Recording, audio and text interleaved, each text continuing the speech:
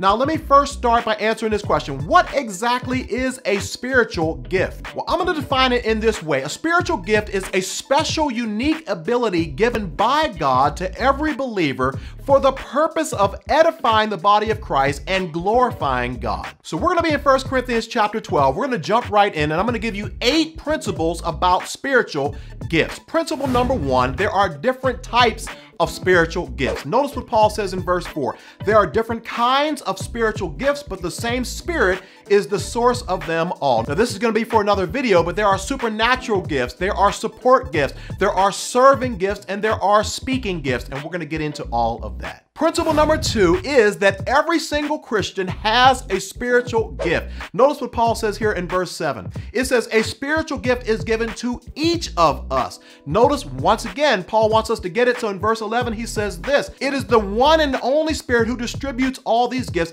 He alone decides which gift each person should have. So whether you agree with this or not, or whether you understand it, or you may not even know what your spiritual gift is, Paul makes it very clear that every single one of us as believers gets a gift given to us from God at the moment we become a believer. Principle number 3, your spiritual gift is not for you, it is to be used to edify other people. Notice what it says here in verse 7, a spiritual gift is given to each of us so we can help each other. So your purpose, the reason why God gave you your gift, is not for you to feel good about yourself, but it is to use it to build up and edify someone else along the way in their Christian journey. Principle number 4, you do not get to choose which spiritual gifts God gives you. Notice what it says here in verse 11. It is the one and only Spirit who distributes all these gifts. He alone decides which gift each person should have. So if you are trying to covet someone else's gift and you're like, man, I wish I could play the piano like this person, or I wish I could speak like this person, or I wish I could pastor like this person, or I wish I could share my faith or be a missionary. Instead of coveting somebody else's gift, God says we should be more focused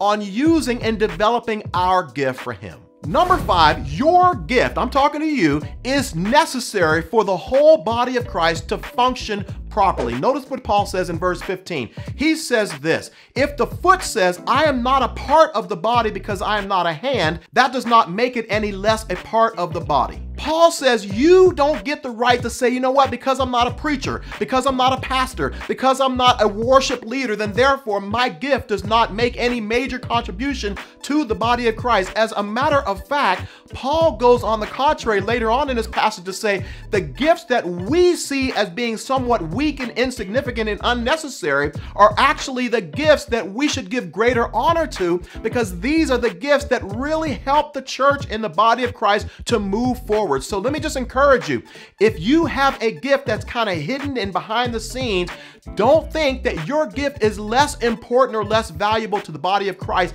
On the contrary, it could actually be just as necessary, if not even more necessary.